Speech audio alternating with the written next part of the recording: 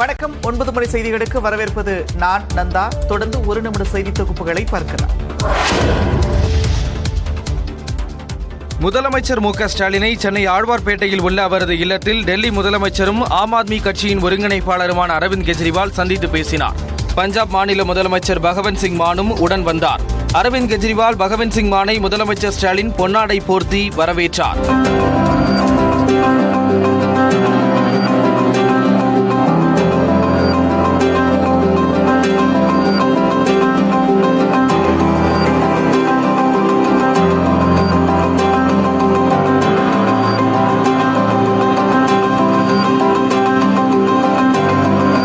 பின்னர் கூட்டாக செய்தியாளர்களை சந்தித்த போது மத்திய பாஜக அரசு மக்களாட்சிக்கு நெருக்கடியை ஏற்படுத்துவதாக முதலமைச்சர் ஸ்டாலின் குற்றம் சாட்டினார். மக்களால் தேர்ந்தெடுக்கப்பட்டிருக்கக்கூடிய ஆட்சியை சுதந்திரமாக செயல்பட விடாமல் பல்வேறு நெருக்கடிகளை தொடர்ந்து வழங்கிக் கொண்டிருக்கிறது. அது மட்டுமில்லாமல் டெல்லி மாநிலத்தினுடைய துணை ஆளுநர் அவர் மூலமாக பல்வேறு தொல்லைகள் எல்லாம் தொடர்ந்து வழங்கப்பட்டுக் கொண்டிருக்கிறது. அனைத்து மாநில முதலமைச்சர்களும் அந்த அவசர சட்டத்தை எதிர்க்க வேண்டும் என்றும் முதலமைச்சர் ஸ்டாலின் வலியுறுத்தினார். தொடர்ந்து பேசிய டெல்லி முதலமைச்சர் அரவிந்த் கெஜ்ரிவால் மத்திய அரசின் அவசர சட்டத்தை முறியடிப்போம் என்ற நம்பிக்கை இருப்பதாக கூறினார். With every passing day, I am feeling more and more confident that we should be able to defeat, and as I've already said, this will be almost like a semi-final for 2024. If this bill is defeated in Rajya Sabha, a very strong message will go all across the country that the entire opposition has come together, and maybe 2024 Modi government is not going to come back. இந்த சந்திப்பின் போது எம்பிக்கள் TR Balu, Kanimozhi, அமைச்சர்கள் தங்கம் தென்னரசு, அன்பில் மகேஷ் உள்ளிட்டோர் உடன் இருந்தனர். கர்நாடகாவில் மேகதாது அணை கட்டுவது தொடர்பாக தமிழ்நாடு அரசிடம் முறையிடுவேன் என்று அம்மாநில துணை முதலமைச்சர் DK சிவக்குமார் தெரிவித்துள்ளார். இது தொடர்பாக ட்விட்டரில் பதிவிட்டுள்ள அவர், தமிழ்நாட்டு சகோதரர்கள் மீது கோபமோ வெறுப்போ தங்களுக்கு இல்லை என்று குறிப்பிட்டுள்ளார். கர்நாடகாவில் வாழும் தமிழர்களும் தமிழ்நாட்டில் வாழும் கன்னடர்களும் காவிரி நீரை குடிப்பதாக குறிப்பிட்டு ஒருவருக்கொருவர் உதவி செய்து ஒன்றுபடுவோம் என்றும் வேண்டுகோள் விடுத்துள்ளார். கர்நாடகாவில் மேகதாது அணை கட்டுவதற்கு எவ்வித பேச்சுவார்த்தையிலும் தமிழ்நாடு அரசு அனுமதிக்காது என்று நீர்வளத்துறை அமைச்சர் துரைமுருகன் திட்டவட்டமாக தெரிவித்துள்ளார். அவர் இப்பதான் பதவிக்கு வந்திருக்கார். இது காவேரி பிரச்சனையை முழுக்க அவர் அறிஞ்சிருக்க நியாயம் இல்லை. மேகதாது கட்டினா எந்த வித தமிழ்நாட்டுக்கு வருகிற தண்ணீர் பெருமளவில் பாதிக்கப்படும். ஆகையினால எந்த ரூபத்திலும் எந்த பேச்சுவார்த்தையிலும் எந்த சமரசத்திலும் மேகதாது கட்டுவதை தமிழகம் ஒருபோதும் அனுமதிக்காது. வேலூரில் செய்தியாளர்களை சந்தித்த அவர், புதிதாக பொறுப்பேற்ற DK சிவக்குமாருக்கு காவிரி பிரச்சினை பற்றி முழுவதும் தெரியாது என்றும் கூறினார்.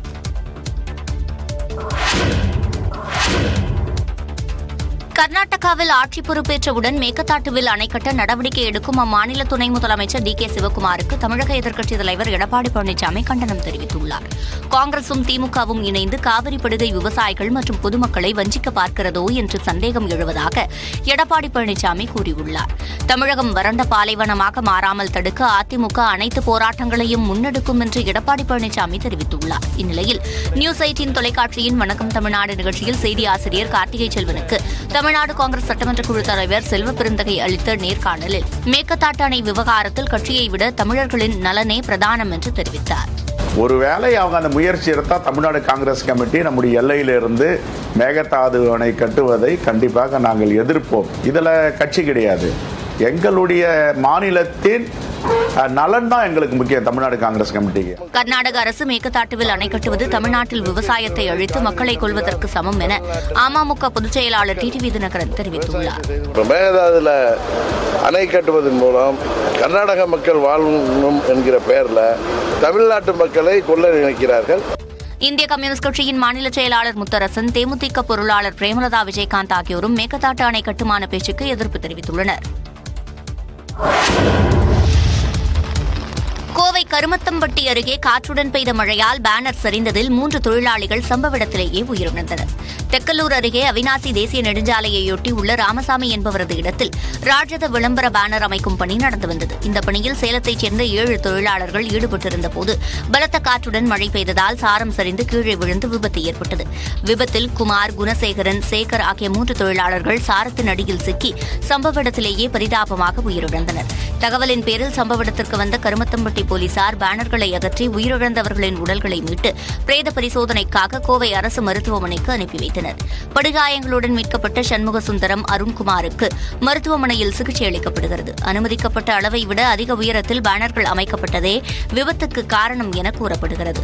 இதுகுறித்து வழக்கு பதிவு செய்துள்ள கருமத்தம்பட்டி போலீசார் தலைமறைவாக உள்ள கான்ட்ராக்டர் பழனிசாமியை தேடி வருகின்றனர்.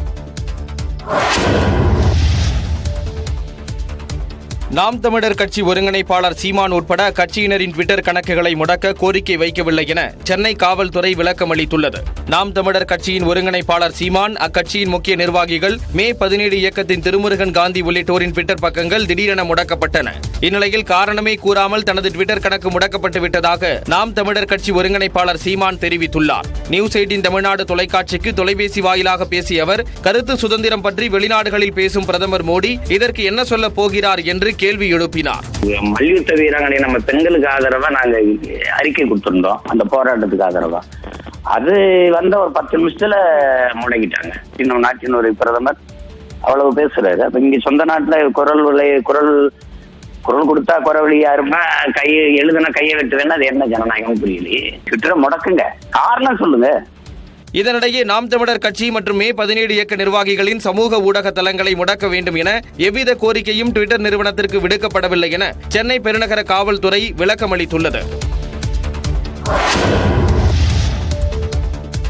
சீமான் மற்றும் மே 17 இயக்கத்தின் அதிகாரப்பூர்வ ட்விட்டர் பக்கங்கள் முடக்கப்பட்டதற்கு தமிழ்நாடு முதலமைச்சர் மு க ஸ்டாலின் கண்டனம் தெரிவித்துள்ளார். ட்விட்டர் வாயிலாக கண்டனம் தெரிவித்துள்ள முதலமைச்சர் மு க ஸ்டாலின், கருத்துக்களை கருத்துக்களால் எதிர்கொள்வதே அறம் என்று குறிப்பிட்டுள்ளார். கழுத்தை நெரிப்பது அறம் அல்ல என்றும் மு க ஸ்டாலின் பதிவிட்டுள்ளார். மேலும் ட்விட்டர் முடக்கத்தை விலக்கி சமூக வலைதளத்தை அதற்கான தரத்துடன் செயல்பட அனுமதிக்க வேண்டும் என்றும் முதலமைச்சர் வலியுறுத்தியுள்ளார். இதனிடையே பழைய கணக்கு முடக்கப்பட்ட நிலையில் புதிய ட்விட்டர் கணக்கை சீமான் தொடங்கினார். மேலும் முதல் ட்வீட்டாக தனக்கு ஆதரவு குரல் கொடுத்த முதலமைச்சர் ஸ்டாலினுக்கு நன்றி தெரிவித்தார். கருத்து சுதந்திரத்தை ஒடுக்கும் அடக்குமுறையை கண்டித்து முதலமைச்சர் மு க ஸ்டாலின் துணை நிற்பதாக பதிவிட்டுள்ளார். மேலும் புதிய நாடாளுமன்றத்தை செங்கோல் நாட்டி திறந்து வைத்துவிட்டு ஆட்சியின் கொடுமைகளை எதிர்த்து எழுதும் எழுதுகோள்களை முறித்து குரல் வலையை நெரிக்கும் மத்திய பாஜக அரசின் கொடுங்கோன்மை செயல் வெட்கக்கேடானது என்று காட்டமாக கருத்து தெரிவித்துள்ளார். கரூரில் அரசு ஒப்பந்ததாரருக்கு சொந்தமான பண்ணை வீட்டில் வருமான வரித்துறையினர் சோதனை நடத்தினர். கரூரில் அமைச்சர் செந்தில் பாலாஜியின் உறவினர்கள், நண்பர்கள் மற்றும் ஒப்பந்ததாரர்களின் வீடுகள், அலுவலகங்களில் வருமான வரித்துறையினர் 7வது நாளாக சோதனை நடத்தி வருகின்றனர். இதன் தொடர்ச்சியாக மாயனூர் அடுத்த எழுதியாம்பட்டி கிராமத்தில் அமைந்துள்ள அரசு ஒப்பந்ததாரர் MC சங்கர் ஆனந்துக்கு சொந்தமான பிரம்மாண்ட பண்ணை வீட்டில் வருமான வரித்துறையினர் சோதனையை தொடங்கினர். 10 ஏக்கர் தென்னந்தோப்பு, மாடி நீச்சல் குளத்துடன் கூடிய இந்த பண்ணை வீடு முக்கிய பிரமுகர்களுக்கு விருந்தளிக்கவும் அவர்கள் ஓய்வெடுக்கவும் பயன்படுத்தப்படுவதாக கூறப்படுகிறது. இந்நிலையில் துப்பாக்கி ஏந்திய மத்திய துணை ராணுவப்படை வீரர்கள் பாதுகாப்புடன் வந்த 6 வருமான வரித்துறை அதிகாரிகள் சோதனை மேற்கொண்டனர்.